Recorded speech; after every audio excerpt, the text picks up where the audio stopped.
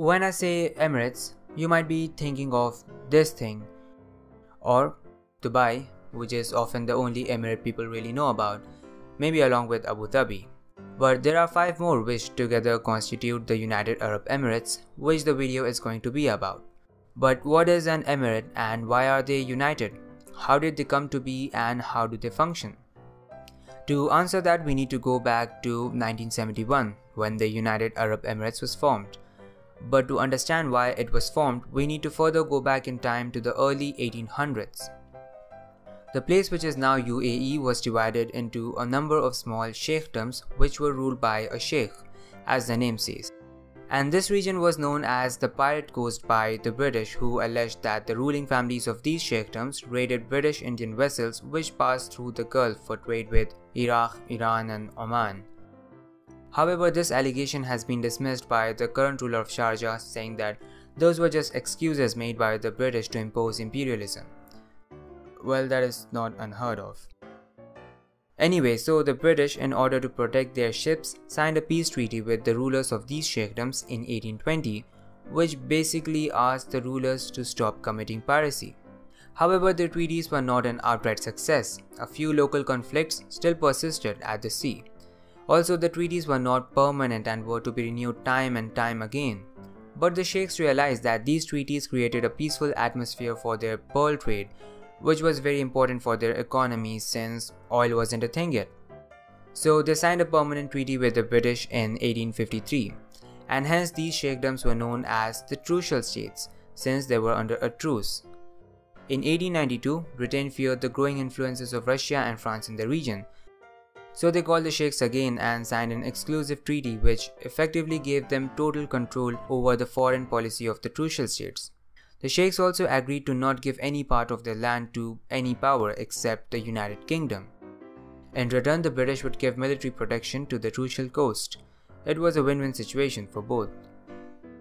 A few decades later, that is the 1950s and the 60s, a massive discovery took place which would transform the region: oil. With the discovery of oil, there were calls for unification by the sheikhs since they felt that they would be stronger united than being divided into small emirates. At the same time, the British realized that it would no longer be able to govern the trucial states. It was costing them about £12 million a year to keep their forces in the Gulf, and they were not prepared to defend them in case of an attack. So in 1968, it was decided that Britain would end its protectorate over the sheikdoms, which by that time was 7 in number, along with Qatar and Bahrain, which were British protectorates as well. So the actual idea of the UAE was a 9-emirate federation which also included Qatar and Bahrain. But as we know today, Qatar and Bahrain are not part of the UAE. So what went wrong? In short, they walked out of the federation because the rulers didn't come to terms on a lot of things and became independent countries themselves before UAE could become one. Finally, on 2nd of December 1971, the United Arab Emirates was formed with 6 emirates: Abu Dhabi, Dubai, Sharjah, Ajman, Al Quwain and Fujairah.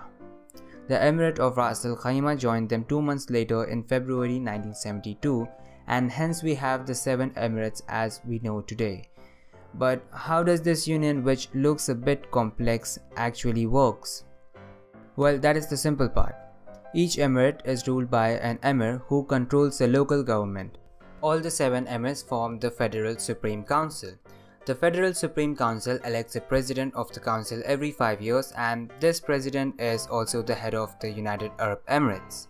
But there is a common understanding among the council members that the Emir of Abu Dhabi will always be the president, and so he has traditionally been the head of the UAE since its inception.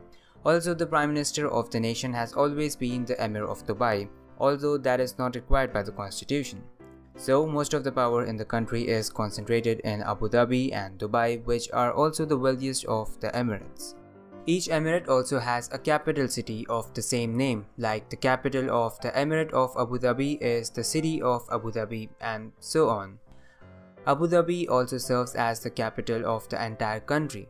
Dubai is the most populous city with 3 million people, but most of the people who live in Dubai or UAE in general are not the local Emiratis. In fact, the Emiratis are less than 12% of the entire population, while Rest of the 88% are non-citizens, mostly from India, Pakistan, Bangladesh, Philippines and hundreds of other nationalities.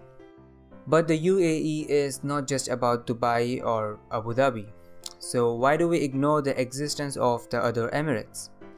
Simple, they don't have oil or have it in less amounts and also lack glitz and glamour. Sharjah has about 1.5 billion barrels of oil compared to 4 billion barrels of Dubai or a huge amount of 92 billion barrels in Abu Dhabi.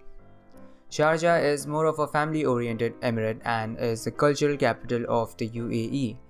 Sharjah forms a part of the Dubai metropolitan area, which also includes Ajman, which is the smallest emirate. Fujairah and Ras Al Khaimah are like, there is nothing significant I can say about them here. While Al Quwain is the least populated emirate with just 72,000 people. It looks like a sleepy fishing town, a huge contrast to its cousin just 60 kilometers away. So when we think Emirates, it is not just this picture, but also this.